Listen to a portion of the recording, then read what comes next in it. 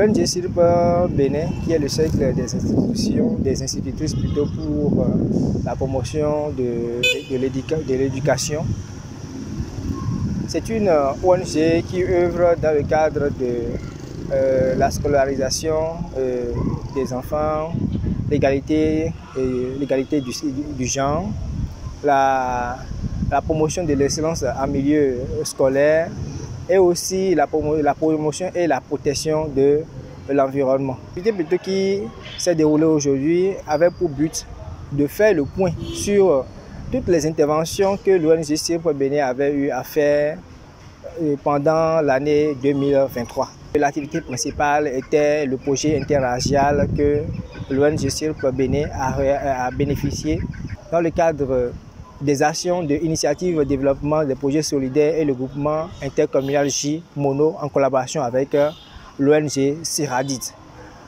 Le premier projet que nous avons gagné portait sur les formations des membres de l'ONG SIRP Bénin.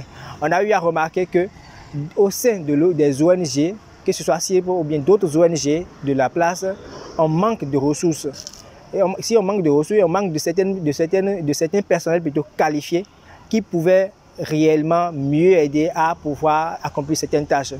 Donc, les ONG ne disposant pas assez d'argent pour pouvoir faire appel à des personnes extérieures pour pouvoir leur réaliser certains documents, bien certaines actions, l'ONG, l'initiative de développement et la Siradid ont voulu former ces ONG-là. C'était des formations qui avaient rapport avec la lecture du budget communal, et des formations qui avaient rapport avec les techniques de mobilisation pour un changement social de comportement, des formations qui avaient rapport avec la présence des ONG sur les réseaux sociaux comme Facebook, YouTube et autres.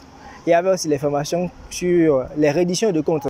Nous remercions en première position le projet Interagial qui a fait la grande partie, qui nous a aidé financièrement à résoudre un projet ou du moins à intervenir dans le projet Interagial.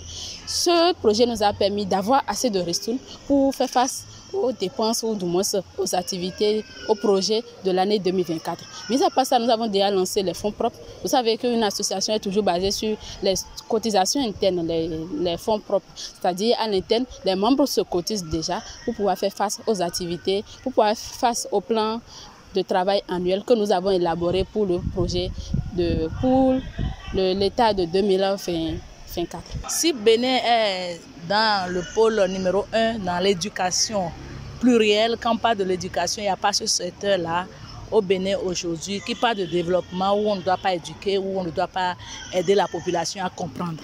Donc nous intervenons dans le secteur de l'éducation, du genre, de la promotion du genre, de l'environnement, de la santé sexuelle surtout.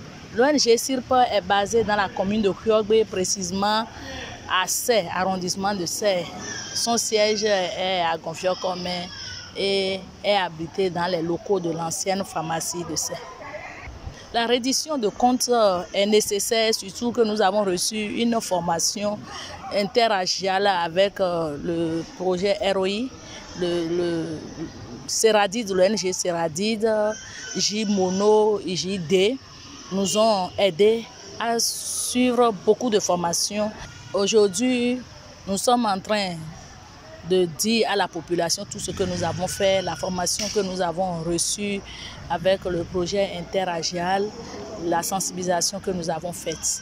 Au cours de l'année 2023, nous avons bénéficié d'un suivi technique et financier du projet interracial. De même, en dehors de ça, nous avons fait la sensibilisation et la gratification des meilleurs élèves dans les 4 CEG de l'arrondissement de Sé.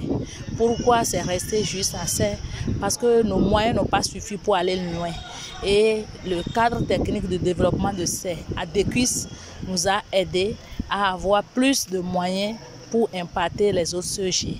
Donc nous avons gratifié les meilleures filles en leur donnant des choses, par exemple le tissu de Pâques de 2023.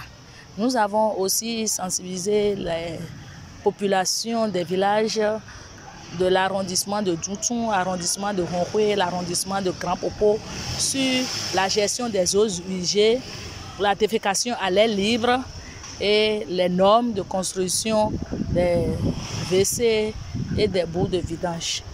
Nous avons atteint nos objectifs. Tout ce que nous avons pu programmer pour faire dans l'année, nous les avons atteints.